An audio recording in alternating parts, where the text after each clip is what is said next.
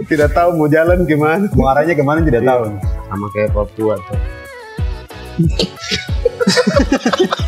Oke, kata kita bicara rap. Iya. Itu nanti fokusnya tidak ada.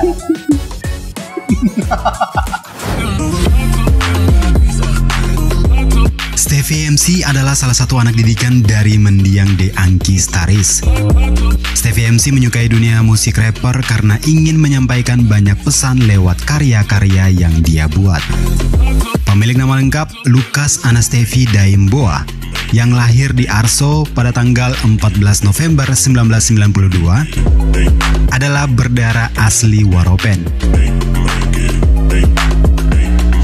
Bagaimana perjalanan seorang Stevie MC yang kini menjadi pegawai Kementerian Hukum dan HAM yang bertugas di lapas perempuan?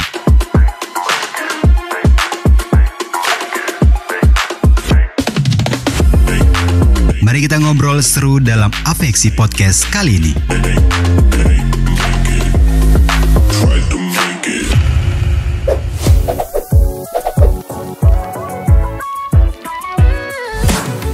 Oke guys, jumpa lagi di podcast DPN. Kita bukan DPR, tapi kali ini saya bersama kakak dari DPR. Calon DPR kayaknya ya, DPR Waropen. Terima kasih kakak. Siapa panggil kakak Steven? Steve. Atau kakak Olo? Kakak Stevie saja. Stevie saja. Kakak Steve. Oke.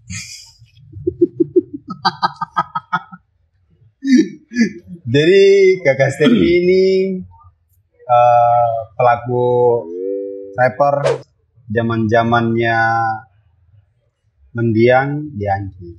Di bawahnya. Almarhum dong duluan. Iya. Kita di bawahnya dulu. Masih satu ini toh, satu naung gitu toh. Kalau sudah beda, sebenarnya sudah beda ini sih. Beda. Ya masih ini toh, masih sama juga toh. Masih sama-sama dengan kakak almarhum De Angki. Maksudnya satu payung gitulah. Iya, kalau kita bukan satu payung, sebenarnya lebih ke lanjutkan dorang misi sebenarnya. Oh, lanjutkan misi. Berarti ada misi juga. Misi. Jadi sebelum almarhum meninggal itu kan ada misi yang dia tinggal. Ada satu konflik sebenarnya, konflik juga bukan sih. Pesan lah bahasanya. Iya. Pesan, lebih ke pesan. Wejangan petua gitu ya. Jadi waktu itu sebelum Abang Angki meninggal kan dia ada punya pesan untuk bagaimana hip hop di Papua ini bisa berkembang gitu. Kayaknya itu kita mulai kembangkan itu, rap itu. Tapi awalnya tuh bukan kayak gitu orang. Awalnya tuh kakak Agan dorang. Agan. Ini juga sama-sama dengan kalau tidak salah tuh kakak Doti Kru. Iya, sama-sama tuh. Itu namanya dulu apa nih? Kakak Stevin dulu bernaung di setahu saya itu apa? Apa sih, saya sudah lupa lagi. Kalau saya sendiri tuh awalnya tuh saya sebenarnya tidak terlalu tertarik dengan rap. Kalau saya sebenarnya kalau saya sendiri lebih tertarik itu ke musik, khusus musik saja. Khusus musik. Jadi ada cerita agak ini juga sih. Jadi waktu awal-awal kuliah 2010 itu kan mulai suka musik itu sebenarnya dari kelas 6 SD. Dari almarhum Bapak waktu itu. Jadi mulai tertarik dengan musik sampai ke jadi beatmaker itu cerita yang sebenarnya agak panjang, ada kisah sedihnya. Jadi saya sedikit, jadi kakak Stevie ini berkecimpung dunia rapper sampai akhirnya ada satu langkah yang kakak Stevie ambil. Akhirnya sekarang sudah berkecimpung di dunia pekerjaan, yaitu dari Kemenhumham. Sebenarnya itu salah satu ini juga sebenarnya Pak. Lebih kepada minder. Maksudnya minder bagaimana? Minder di dunia rap. Artinya begini, kita dulu pelaku rap itu kan tidak diterima di masyarakat. Ketika kita bawa musik Ini ini sabar, ini kita spill tahunnya dulu, tahun berapa nih? tahun-tahun 2010-an itu 2010. masyarakat itu belum bisa terima. Dorang biasa bilang gitu, orang itu lagu bicara-bicara. Kamu kan bikin barang apa? Kamu lagu bicara-bicara. Iya. Jadi akhirnya minder ini saya kalau terus di rap apa yang saya dapat nanti Berarti dari Kakak Stevi punya dari kesadaran diri atau kesadaran diri. Jadi dari 2010 saya mulai belajar bikin musik sampai ke 2011, 2012 itu sudah mulai punya grup. Jadi saya bawa adik-adik dong pergi manggung gitu, sama-sama cari panggungan bagaimana bisa kita hasilkan ini dari kita hobi toh. Dari situ akhirnya di 2015 itu saya mulai vakum. 2015. Vakum karena minder juga ini kita bermusik di Papua ini apa yang kita dapat. Tidak ada panggungan yang tetap, tidak punya penghasilan yang tetap. Terus desakan orang tua juga kok harus jadi Iya. Jangka panjang juga iya. Seperti apa? Artinya kan kita harus orang tua dong punya pikiran, kok harus pikir kok punya masa depan yang bisa buat kok lebih mapan. Ya toh? Iya. Nah, dari situ kita berpikir loh. Berarti kalau saya terus di rap ini apa yang saya dapat nanti? Cemoohan atau apa? Jadi lebih berpikir kepada rap ini tidak bisa menghidupi kita begitu. Ini Kakak Stevi punya pandangan. Jadi waktu itu setelah dari situ 2015 itu saya sudah kasih adik-adik dong semua vakum. Jadi saya menyimpan alat-alat, terus langsung saya berangkat ke kampung, cari nasib di sana. Bagaimana caranya saya bisa dapat pekerjaan yang bisa ini tuh. Artinya di 2012 itu kan ada satu pukulan juga buat saya karena orang tua meninggal. Yang jadi motivasi saya bermusik itu karena bapak sebenarnya. Bapak. Aja dulu kan biasa main gitar, terus melodi segala macam. Jadi menyanyi di gereja buat saya itu tertarik.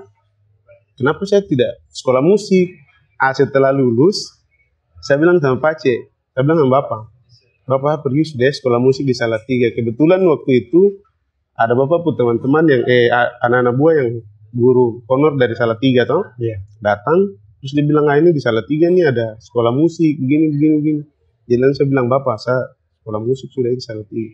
Apa jawaban yang saya dapat? Bapak bilang, sekolah musik itu tidak ada masa depan. Bapak sendiri almarhum sendiri yang bilang sama saya. Terus dalam hati, kenapa Bapak bilang ini musik tidak ada masa depan tapi ajar saya main gitar. Jadi awal mula saya tertarik dari situ. Tapi sempat minta maaf saya potong sedikit kembali. Tapi sempat tanya juga ke almarhum alasannya kenapa gitu. Tidak juga. Tidak tanya. Tiba-tiba langsung kayak berpikir sendiri. Jadi mulai dari situ saya tes tentara. Tapi ada penolakan juga dari almarhum. Terus Aceh bilang kalau kau mau punya masa depan kau kuliah. Ini dari Bapak sendiri. Dari Bapak sendiri. Jadi Aceh tuh kan Bapak tuh kan setiap kali kita mau Bapak mau nasihat kita duduk di meja makan baru bicara dengan kita sendiri. Oh, iya. Jadi ajak kita makan baru Bapak bilang begini artinya. Nah dari situ sudah saat turun untuk kuliah. Jadi di 2010 itu saya mulai belajar untuk bikin beat. Tapi saya tidak tahu ini aplikasi mana yang saya mau pakai. Jadi kebetulan di dalam kamar kos itu ada kakak laki, kakak yang tua, terus kakak dia punya teman sama saya. Kita tiga dalam situ. Jadi ini awalnya saya belum kenal sama Agan ini, kakak Agan ini saya belum kenal dia. Jadi situ karena tiap hari mainannya virtual DJ guys, virtual DJ itu ya dulu. Oh iya. Aplikasi itu saya install ke laptop. Sudah sama main karena kakak mungkin dia terlalu rasa ini anak tiap hari ribut saja di kos begitu bikin ini musik yang tidak jelas. Akhirnya dia pergi jadi kakak ini kakak Daud. Dia pergi ke kakak Agan. Dia bilang Agan, Kak, Agan kok ajar siapa ada dulu tiap hari bikin ribut di kos gini. Akhirnya satu malam itu kakak Agan datang sini, dia mulai kasih ajar ini, dia install FL Studio terus dia kasih ajar bikin beat itu begini. Akhirnya dari situ saya mulai tekun. Tapi ada satu pikiran saya yang sapu pikiran yang saya berpikir kalau bikin beat ini yang kasih hancur saya masa depan. Oh, kembali flashback ya. Flashback ya. Yang Bapak sampaikan. Jadi kayak macam iya juga betul ya. Akhirnya karena mungkin sering di komputer tiap malam bikin beat, belajar bikin beat dan lain sebagainya. Akhirnya kuliah ini mulai bolong-bolong, mulai jarang-jarang masuk kuliah. Nah ketika setelah dari situ sempat ada minder untuk saya mau bikin beat ya tidak, mau lanjut ya tidak. Setelah saya pikir begitu ada teman lagi datang ngajak kita untuk bangun. Jadi setiap kali saya berpikir untuk berhenti, ada saja ajakan untuk kita kembali untuk bikin ini bareng. Nah, setelah itu di tahun 2012 itu, sebelum Bapak meninggal itu, saudara laki-laki yang kita sama-sama bikin grup dulu MBC Utara Brickstyle Crew dulu, kita itu cuma 4 orang. Cuma 4 orang dulu. Jadi ketika bikin itu di tengah-tengah jalan, saudara laki-laki dia meninggal. Pukulan lagi buat kita. Akhirnya saya, ini kenapa setiap kali saya mau bangun ada saja yang begini. Berhenti lagi, bangun lagi. Setelah tahun-tahun berikutnya dari situ mulai gabung dengan mulai bikin lagi adik-adik perempuan dorang ini. Ada perempuan dorang, terus ketemu dengan Doti lagi. Jadi dari situ Agan dia mulai ajak-ajak saya untuk menyanyi toh. Iya. Tapi memang kakak sudah kenal juga dengan kakak Agan, kakak Doti sudah tahu. Kenal dari kakak Agan dulu sebenarnya. Kalau Doti belum waktu itu. Itu mulai ketemu Doti itu saya agak lupa juga tuh. Jadi kenal dari Agan itu baru mulai. Ternyata rap enak juga ya sebenarnya, saya pikir. Rap ini enak. Jadi di saat semula ini akhirnya ada yang kasih kuat. Cuma ketika kita pas mau nyanyi lagi macam-macam dong bicara tetangga dong. Bikin barang apa menyanyi baribut dalam situ. Itu zaman kakak dong tag itu pakai apa waktu itu jadi? Kalau saya dulu awalnya tuh pakai headset itu. Oh iya. Saya potong baru deh pemain saya pakai tag. Jadi pakai itu. Nah, sedangkan kalau untuk mixingnya bagaimana? Mixingnya pakai headset juga? Pakai speaker. Oh, pakai speaker. Jadi waktu itu kan belum tahu aplikasi ini dulu. Jadi dulu pakai Cool Edit. Beatnya saya putar di speaker, ini saya menyanyi pakai headset yang saya potong gitu. Akhirnya ada tadi bawa pada perempuan satu dia berangkat ke mana begitu Surabaya kalau tidak salah, baru dia belikan saya mic duduk di mic meja nih. Oh iya. Dengan mic pidato. Jadi belikan saya mic meja itu mulai rekaman pakai itu. Tapi kualitasnya ya agak mendingan lah. Saya mulai. Jadi saya bikin beat itu saya tidak tahu cara rekam vokal itu bagaimana. Waktu itu. Terus belajarnya otodidak. Dulu kan tidak ada YouTube, menonton tutorial bagaimana. Baca. Jadi mulai kenal ini, Cool Edit nih begini. Oh, saya cari buku ke Gramedia. Niat ya, memang niat. Jadi naik turun. Mau berkarya, ingat almarhum punya kata-kata. Jadi kayak macam orang bilang mental budak. Mental masih belum bisa ya. Tidak tahu mau jalan kemana. Mau arahnya kemana tidak tahu. Sama kayak Papua tuh. Oke, tadi kita bicara rap ini. Iya. Itu nanti fokusnya itu ada. Tidak, maksudnya mental budak ini kan tertanam di Papua sampai anak rap juga masih. Ya benar. Terbawa.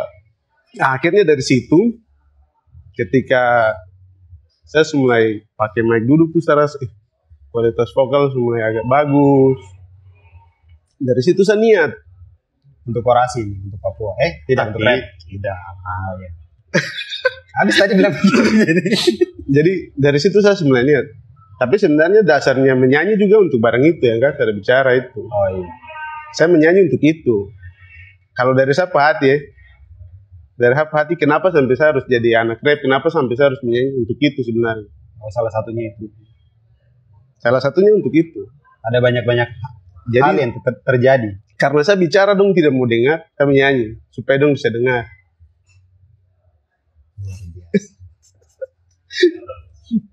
Berarti memang ketukannya memang ada satu memang mau memberitahu pesan tapi lewat seni. Iya, itu maksudnya seperti itu. Jadi ketika dari situ saya kan suka pakai mic duduk nih. Saya rasa dia kualitas bagus. Terus satu waktu teman satu dia ajak saya ke Glodok. Dia bilang ini mic ini gini. Bentukan-bentukan mic, kualitas dan segala macam. Akhirnya saya DP mic B2 Pro. Harganya waktu itu sekitar 5 lebih kan. Dulu tuh masih 500-an itu. Bukan 5 juta. Papua guys, alat-alat di zaman itu tuh mahal. Kita mau berkarya hanya setengah mati. 5 juta? 5 juta. Wow. Untuk mic nih? Untuk mic. Satu set toh dengan itu. Iya itu makan berapa tahun nih? Kasih tahu saya bayar pakai apa? Ojek.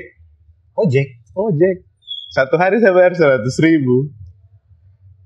Kadang kalau lebih saya bayar 200.000. Tapi dari pihak yang pada sambit ambil barang itu kan dong kasih kredit barang-barang itu elektronik. Oh, dikasih kredit. Dikasih kredit. Jadi jaminannya waktu itu apa? Tidak jaminan. Jadi saya bilang saya bawa mic, saya tidak bawa mic. Mic-nya saya kasih tinggal di Glodok. Tapi saya cicil. Jadi ini kau taruh buat saya ini, kalau selunas saya ambil. Oh. Jangka waktu berapa? Berapa lama?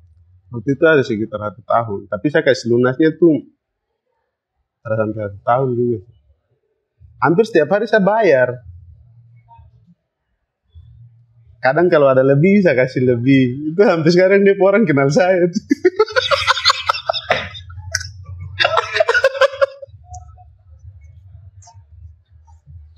Jadi kita kan masuk jadi bagian keluarga juga mungkin. Mungkin.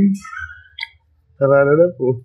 Jadi memang kan perjuangan tuh ada harganya.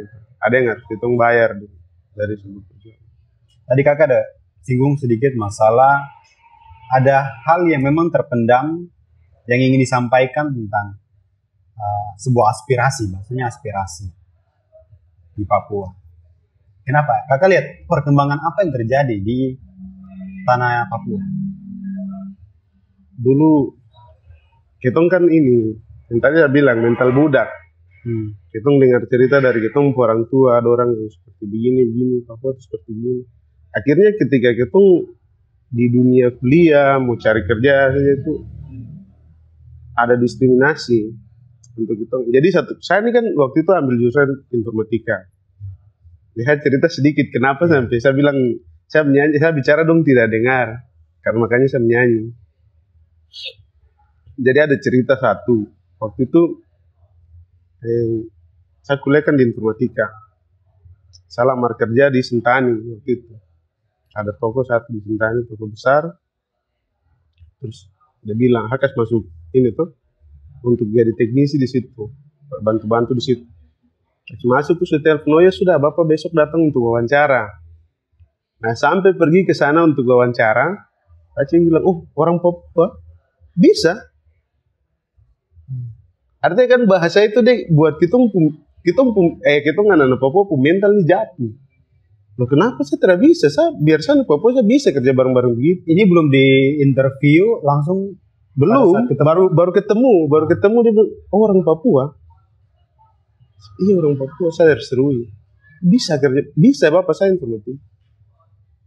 Artinya dari situ malas sekali mau urusan pekerjaan.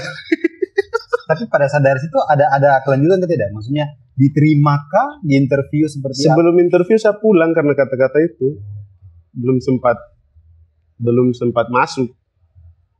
Dari situ saya bilang, oh saya balas nanti ini dengan lagu-lagu yang kasar.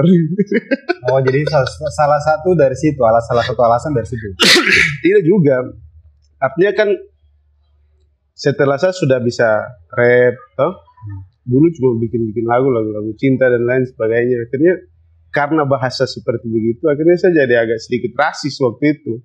Buat lagu yang dengan bahasa-bahasa yang rasis atau dengan bahasa yang kasar untuk ini penolakan terhadap itu, diskriminasi yang dorang lakukan ke kita begitu.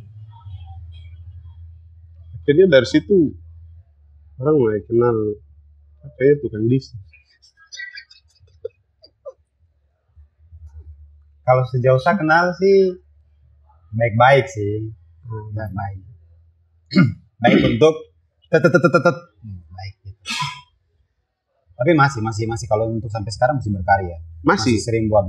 Kalau untuk sekarang saya lebih ke ajar adik-adik orang. Artinya yang saya mau sekarang itu bagaimana caranya dari sini, dari musik yang dulu saya rasa sebenarnya saya bilang hip hop ini sampah sebenarnya. Rap itu sampah. Kenapa? Rap itu sampah.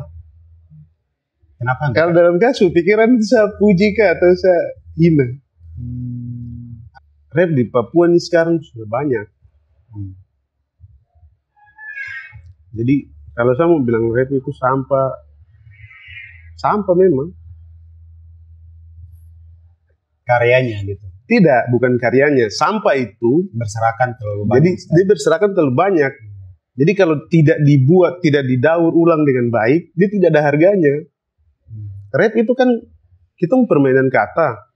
Iya. Kata-kata yang sehari-hari kita pakai bicara, tapi ketika kita buat itu dalam satu lirik, kita buat itu dalam satu lagu, orang ini kata-kata yang sering kita dengar. Ya sama kayak sampah tiap hari kita lihat di Papua sampah banyak. Pasarannya gitu. Pasaran kata yang kata-kata yang kita pakai itu. Kata yang kita pakai. Jadi orang dengar itu, ini kata yang sering saya bicara, tapi ketika dia bawa dalam sebuah lirik rap, jadi bagus. Jadi sampai itu saya puji aja kadang rap. Memang kalau untuk sejauh ini kakak lihat memang perkembangannya banyak sekali. Banyak. Sejauh ini. Dan saya rasa memang sekarang ini untuk rap suara dia masa depan. Sudah ada. Kalau kita bisa berkarya baik, terus kita bisa manajemen diri baik, bisa ada masa depan. Saya ulik sedikit lagi ke masalah awal-awal kakak berkecimpung di dunia rapper. Pernah juga saya dengar kakak ikut di kegiatannya event BKKBN ya? Kalau event BKKBN itu kita kan waktu itu setelah dari saya belajar sudah mulai ikut-ikut agan, jadi mulai ikut-ikut agan, terus dari situ agan dong yang ikut. Tapi kita masih dalam satu grup. Jadi agan dibilang, kita pakai nama Isgeng kah? Isgeng, iya. Kakak Angki peninggalan. Jadi tahun berapa gitu? Lupa itu tahun berapa ya. Tapi dari situ yang mulai ada pro kontra dengan anak-anak hip hop di Jayapura. Jadi ikut dari peninggalan mendiang kakak almarhum ini, Diangki. Itu kan dari kakak Agan dorang, kakak Agan mulai. Almarhum Nike Mani. Jadi ada grup rap dari Surabaya waktu itu sempat konflik dengan kakak Angki waktu itu. Terus kakak dong ada, waktu itu sebelum itu saya tidak kurang tahu juga ceritanya bagaimana. Tapi ketika almarhum meninggal, terus dengan kakak Agan, terus dengan kakak Agan, terus Kian, almarhum Nike Mani, dia bilang, ini kita melanjutkan ini kah? Abang Angki misi ini begini. Akhirnya sudah dari situ mulai lanjut. Pakai nama itu, Isgeng. Dari situ juga kita mulai kenal dengan Doti, terus dengan anak-anak rap. Berapa yang kita bilang kita ini Isgeng. Tapi Isgeng itu, dia jadi clan. Kita untuk grup sendiri-sendiri. Kenapa nih sampai bisa kayak gitu? Karena Isgeng itu kan nama besar tuh. Abang Angki dong punya, bukan kita punya itu. Nah, kita ini di bawahnya Isgeng. Padahal hanya pemakaian nama karena mengambil dari mandat yang almarhum itu. Artinya kan almarhum ini dia dengan susah payah bawa hip hop ke Papua nih waktu itu. Waktu itu dia bawa hip hop ke Papua dengan susah payah. Kalau kita tidak lanjutkan Dep sebagai legenda hip hop di Papua, apa yang kita kasih, apa yang kita bikin? Artinya ini kan perkembangan hip hop di Papua, kita hanya melanjutkan dari situ. Jadi banyak yang berpikir kalau kita mau bawa nama itu untuk kita pakai, sebenarnya tidak. Ada mandat yang memang dibawa. Tapi orang kan dari situ banyak yang punya pemikiran-pemikiran, anak-anak ini dong pakai nama ini dong kayak tahu sejarah apa gitu. Sampai hal itu juga diklaim. Iya. Ke generasi kalian itu gitu. Iya waktu itu. Nah tanggapannya waktu itu bagaimana? Tanggapannya, saya bilang saya punya grup sendiri. Nama itu kita cuma bawa ketika misalnya mungkin ketemu sama. Jadi SG itu ada di Sorong dia punya grup sendiri, di Jayapura dia punya grup sendiri, di Merauke sendiri. Jadi kita kayak berpikir kalau kita anak SG itu kita keluarga begitu. Jadi teman-teman yang dari Sorong datang, Kak, sini ada anak SG yang dari Sorong datang ke Jayapura nih Kak. Akhirnya kita ketemu di Jayapura secara langsung kita kenal, oh ya ini ada SG, saya teman, saya keluarga. Cuma terlepas dari luar SG itu emang banyak yang berpikir kalau kita mau pakai nama itu sebenarnya. Nah kita bicara sudah berikutnya di masa sekarang. Kalau untuk Kakak Stevi sendiri melihat perkembangan rapper sekarang seperti apa?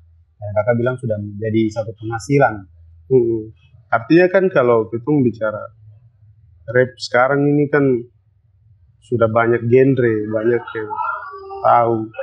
Dulu ketika saya main sampling, dapat kasih ajar main sample, looping dulu loop itu. Main sample lagu kita bikin terpotong jadi lagu itu. Sekarang ini banyak yang sudah main bareng. Dulu cuma kita sendiri ada Rizky yang main bareng itu. Zaman itu. Dan itu juga saya juga dapat kasih ajar. Jadi kita di lingkungan itu kita dapat kasih ajar. Jadi apa namanya, untuk perkembangan hip hop sekarang itu sudah sampah. Sudah terlalu banyak ya. Sudah terlalu banyak. Jadi banyak yang memang kita bisa ini berpikir kalau cuma berapa waktu ini saya ada dengar bagaimana dengar persepsi orang tentang rap ini dia kembali ke masa lalu. Ini apa? Dengan beredarnya lagu-lagu yang dia angkat tentang dunia-dunia gelap, dunia hitam, artinya narkoba dan lain sebagainya tuh. Dia angkat tema-tema itu untuk dia buat jadi lagu. Akhirnya booming lagu itu. Nah sekarang ketika booming, kita mau kasih contoh yang buruk untuk adik-adik orang. Doang kan penasaran, itu barang apa yang dia menyanyi tuh, Wasa dan lain sebagainya. Akhirnya dia cari tahu, dia pakai jadi pengguna. Nah itu jadi salah satu ini yang miris sekali untuk barang-barang itu. Bukan saya larang orang berkarya tentang Wasa dan lain sebagainya, tapi kita harus pikir, kita mau generasi muda nanti kemana kalau kita bikin lagu-lagu seperti itu booming terus. Kita mau ada dong penasaran lalu dong coba-coba akhirnya jatuh ke situ. Kita kan tidak mau kembali ke dulu lagi. Iya. Dulu orang kenal hip hop tuh anak-anak ganja itu, rap tuh anak-anak ganja itu. Pembawaan-pembawaan yang dulu yang kelam itu yang harus kita bawa lebih jauh. Kita bawa lebih jauh. Artinya kita mau buat satu lagu, oke boleh lah, tapi jangan sampai kayak macam apa gitu. Kalau cuma minum dan lain sebagainya tidak apa-apa sudah. Cuma kalau sampai ke lari ke yang begitu-begitu kan pemikirannya orang, oh hip hop ini tara baik, rap ini sutara baik ini. Bikin apa kamu nyanyi rap kalau barang-barang itu masih melekat di kamu? Berarti lebih kepada pembentukan kosakata juga. Sebenarnya kayak tema lagu sebenarnya. Tema lagu juga. Kalau untuk kita lihat masalah perkembangan kosakata dari sudut pandangnya Kakak Stevi sendiri bagaimana? Kalau perkembangan itu kan berulang-ulang kali tadi Kakak ada bilang gitu. Kalau perkembangan kosakata di anak Papua sebenarnya saya rasa sangat bagus sekali karena bagusnya itu karena dorang mampu bawa dialek orang Papua di dalam lagu itu, sako dan lain sebagainya toh. Ketika kita bisa ciptakan satu metafora dengan kita punya bahasa sehari-hari, orang akan berpikir, oh iya memang itu susah. Rap ini bagus. Karena kita bisa buat itu. Yang tadi saya bilang tadi, kata-kata yang sehari-hari kita pakai bicara, sako itu kita bisa buat jadi satu lagu yang ini dengan dipasangkan dengan beat dan jadi satu karya seni yang bagus untuk orang dengar, akhirnya kan di situ orang bisa nilai, oh iya hip hop nih bagus sebenarnya. Kita bicara masalah rapper ini kan, kalau buat saya, kalau kita kembali lagi ke zaman dulu, kita mengenalnya dengan diss, ada lagu diss dan segala macam gitu. Nah, pasti ke zaman kakak juga pasti dapat. Nah, itu kan pasti masuk ke dalam mental juga. Nah, pembentukan mental itu seperti apa kalau zamannya kakak? Seperti apa?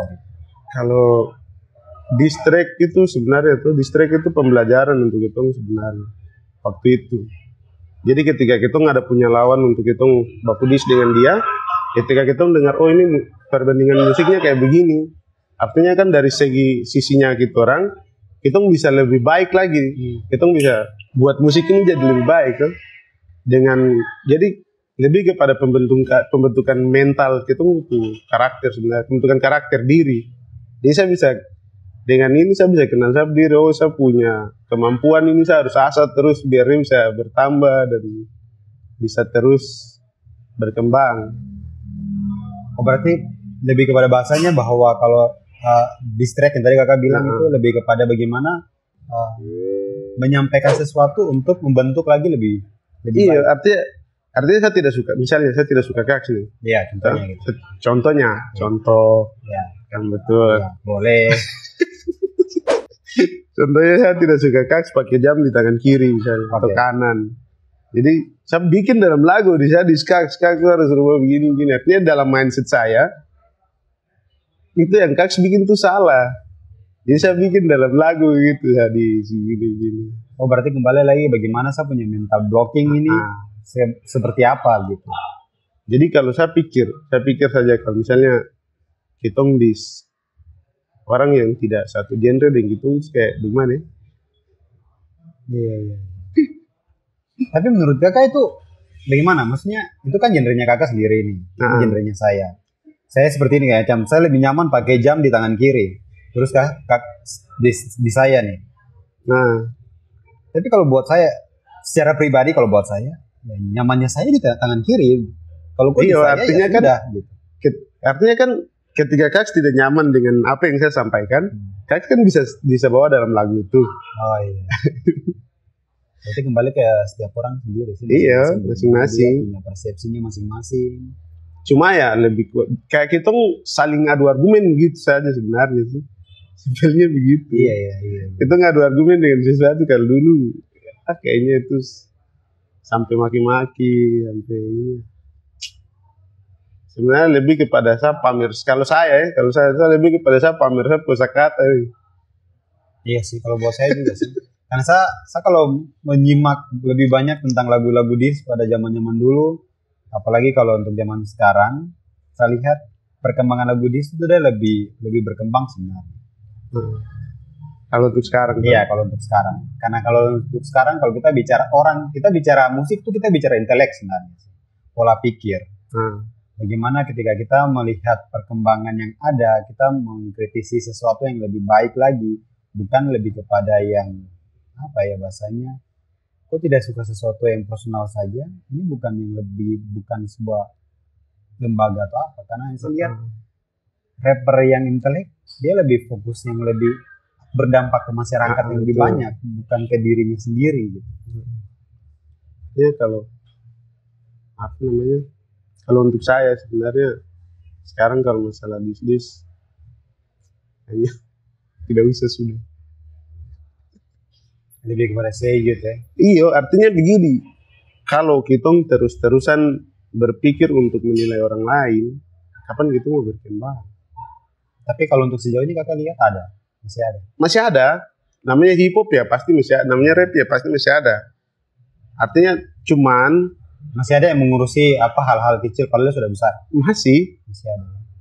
Masih cuman dalam ini yang dikemas dalam musik yang enak didengar. Akhirnya cuma kalau sesama seniman pasti tahu ini tujuannya kemana. Iya, tujuannya kemana. Terus kalau persoalan yang buat saya miris untuk sekarang ini, kalau dulu itu lalu. Yang buat saya miris untuk sekarang ini tuh yang pertama yang tadi tentang rap ini arahnya kemana? Kenapa harus kembali kita bicara tentang dunia hitam, dunia kelam. Terus yang kedua itu tentang bicara tentang saya ini pokoknya yang premanisme lah, istilah bahasa kasar premanisme. Bicara sama gangster dan lain-lain sebagainya. Gangster untuk apa di Papua? Gangster untuk apa di Papua? Mau potong. Karena tujuan lain di Papua ada sebenarnya. Ada. Cuma kita yang tahu. Iya. Ya. Kapan ini nanti sudah ya? Jadi kan kembali ke topik tadi. Artinya begini. Jadi setelah itu kan 2016 itu 2015 itu saya vakum tuh. 2015, 2016 terus 2016 akhir. 2016 akhir, jadi 2015 itu sudah mulai kenal perempuan, macam sekarang, terus masuk sudah dekat-dekat, terus tinggal saya begini, saya mau kasih hidup perempuan ini bagaimana? Kalau saya tinggal mau menyanyi terus baru saya mau kasih hidup dia pakai lagu atau pakai musik. Banyak juga yang begitu. Iya, artinya kan itu saya pemikiran waktu itu. Ya, kita bicara realistisnya saja ya. Ini perkembangan ke depan bagaimana? Jadi saya pikir saya mau kerja apa. Sementara pemikiran itu ada, saya mulai ojek lagi kembali 2016 itu yang kakak-kakak itu dia. Ini sebelum kerja lagi nih. Sebelum kerja di Kumham nih. Iya. Di 2016 itu. Jadi saya mulai ojek dan kakak-kakak di Entrop situ sampai awal Oktober. Mulai ada buka penerimaan waktu itu. Penerimaan kan selama 01 ini ada 4 tahun kan dia tidak pernah buka penerimaan PNS untuk Indonesia. Iya. Nah, sampailah di 2016 itu akhir baru buka penerimaan besar-besaran waktu itu. Oh iya. Saya juga sempat menyesal juga sih perjalanan dari 4 tahun itu. Jadi sudah saya bilang daripada saya tinggal mau nyanyi terus, orang pada perempuan nanti lapar, makan musik, makan rem.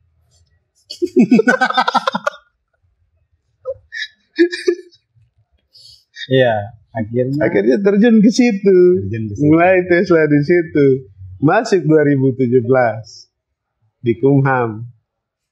Yang pekerjaan sampai sekarang. Dia 2017 itu penempatannya di Merauke bulan Februari. Awalnya di Merauke. Awalnya di Merauke 2017, 2018 ada punya pemikiran, kenapa saya tidak lanjut sapu hobi, saya tidak ganggu saya pekerjaan juga. Akhirnya saya suruh dong kirim saya laptop dari Jayapura ke Merauke. Waktu itu naik ke Merauke tidak bawa apa-apa, cuma bawa baju 5 pasang saja. Mama juga cuma kasih mama, yang lain tidak tahu. Waktu saya jadi pegawai itu yang keluarga tidak tahu. Cuma mama saja yang saya kasih tahu karena mau berangkat.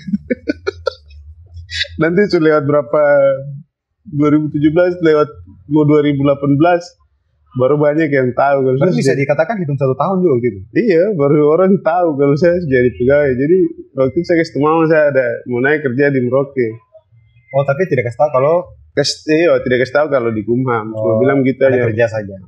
Kerja. Jadi cuma baju 5 pasang waktu itu. Jadi bisa pikiran kayak menghayal baju cuma 5 pasang. Nah, pada saat 2018 akhirnya kasih tahu mama punya respon bagaimana?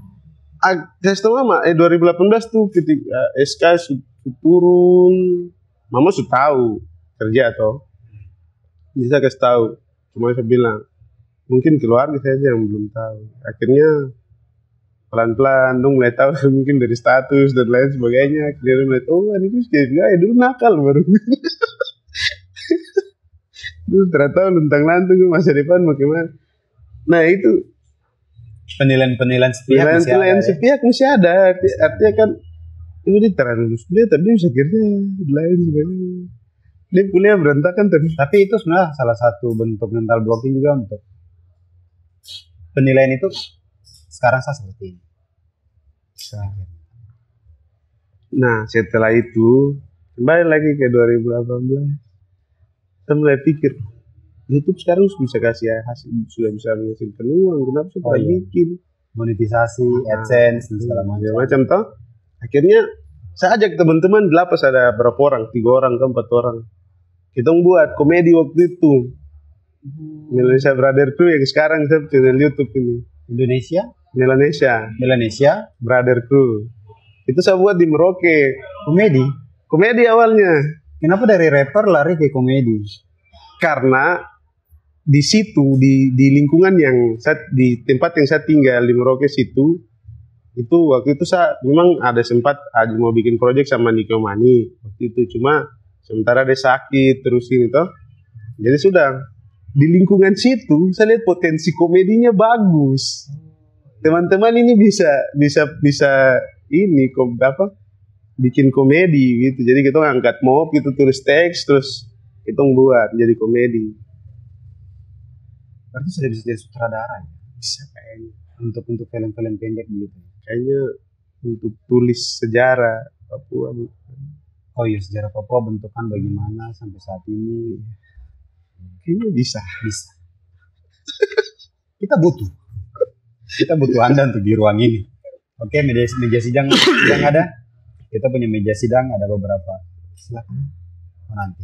Kita punya beberapa bintang. Saya punya 2 bintang di sini. Kayaknya kalau gabung bisa jadi berapa? Bisa. Ini gratis. Ini endorse ya. Jadi waktu itu saya lihat potensi tuh. Jadi kebetulan waktu itu saya tinggal habis dari kos di Merauke, saya pindah ke rumah dinas. Dari rumah dinas itu ada kakak dong anak, terus teman-teman satu letting yang tinggal sama. Saya lihat tuh potensi, bagus juga kalau kita bikin komedi nih. Akhirnya kita bikin. Mulai naik, jadi kita mulai awal itu subscribe cuma 1. Kalau sekarang? Sekarang ya begitulah. Kalau untuk Melanesia Brother Crew sejauh ini subscribe-nya berapa? Mas baru 1000-an. 1200-an. Baru 1000, itu sudah banyak gitu. Tapi kemarin sudah monetisasi channel. Sudah monetisasi. Sudah ada penghasilan sedikit. Sedikit ada lah. Tapi untuk sejauh ini dari 1000 subscribe berapa video? Kalau dari yang baru ini, kalau yang lama ya mungkin ada sekitar berapa ya? Channelnya baru lagi? Artinya kan sebelum monetisasi ada video. Iya, pasti ada lah. Kan harus ada video untuk menuju monetisasi kan? Iya, maksudnya kayaknya baru berapa aja. Kalau untuk adik-adik orang yang, saya kan sudah tidak menyanyi nih. Saya lebih ke, maksudnya kalau mau menyanyi maksudnya pas lagi senang-senang, iya menyanyi. Kalau video komedinya ini, itu coba deh, itu waktu itu kita bikin di Merauke. Setelahnya itu sudah tidak ada lagi. Tidak ada lagi. Dilanjut ke adik-adik dong yang sekarang ini menyanyi. Berarti sudah tidak produksi komedi lagi. Dekandas karena teman-teman yang produksi komedi semua di Merauke. Saya kasih tinggal, saya pindah ke sini. Tidak ada pembentukan untuk tidak ada. Di Jayapura kita lebih fokus ke menyanyi saja. Biar orang bisa dengar. Segala aspirasi, segala bentuk, segala kemauan, segala tindakan. Dan terima kasih lagi buat Kakak Stevi sudah hadir di podcast TPN Papua. Semoga bisa menjadi DPR lagi. Bisa. Tuhan memberkati. Masih? Tepat lah. Oke, terima kasih. Oke, guys. Oke. Kamu pesan untuk anak-anak Papua tuh? Tanah Papua? Anak-anak Papua. Anak-anak Papua. Mau apa? Sampaikan. Iya. Boleh, silakan. Ya, kalau untuk anak-anak Papua sekarang ini, kalau dengan membaca kita bisa mengenal dunia, menulis kita bisa dikenal dunia. Membaca bisa? Kalau membaca kita bisa dikenal dunia, menulis kita bisa dikenal dunia. Luar biasa. Jadi banyak-banyak membaca, banyak-banyak menulis. Biar kosakatanya bisa tambah bagus. Amin. Bintang untuk Papua. 2 bintang. 2 bintang. Bintang ini merah. Pas ini warna kayaknya. Sampai jumpa.